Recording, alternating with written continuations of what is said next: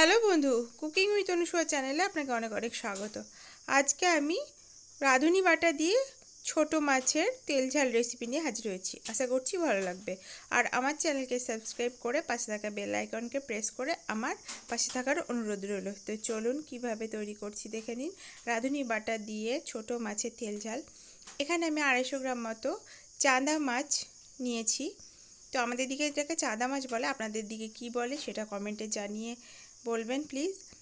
আর এখন এটাকে লবণ হলুদ দিয়ে যেমন মাখিয়ে নেয় মাছ, সেই মতো মাখিয়ে নিলাম আর কিছুক্ষণের জন্য রেখে দিলাম। এবার যে বাটনাটা করব চলুন করে নিই।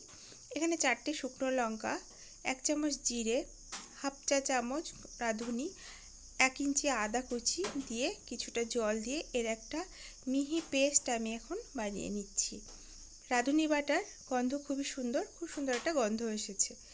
অন্যদিকে ওভেন অন করে পাত্র বসিয়ে ভালো করে গরম করে নিয়েছি। এবার সর্ষের তেল দিয়ে তেলটাকেও ভালো করে গরম করে নিয়েছি। এখন লবণ হলুদ মাখানো মাছগুলোকে দিয়ে দিচ্ছি, দিয়ে মাছগুলোকে ভালো করে ভাজতে হবে।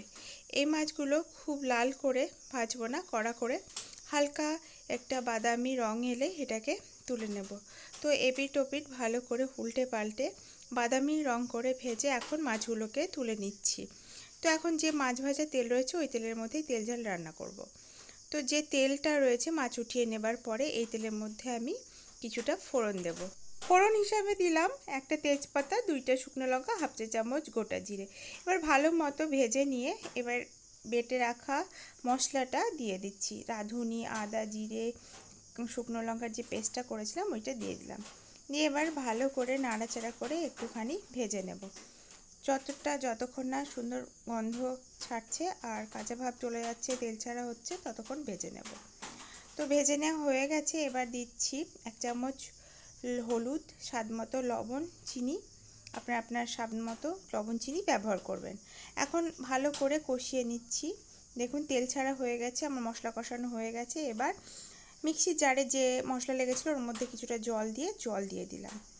আর এটা তেল ঝাল একটু বেশ ঝোল হবে, মানে গ্রেভিটা খুব বেশ পাতলা হবে।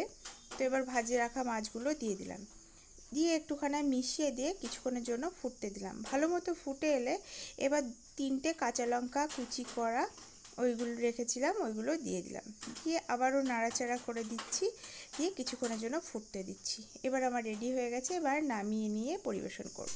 একবার এইভাবে রাঁধুনি বাটা দিয়ে ছোটো মাছের তেল ঝাল করে খেয়ে দেখবেন অসাধারণ হয়েছে খেতে, এতটাই মজার হয়, না খেলে বুঝতে পারবেন না। তো করে খেয়ে দেখবেন।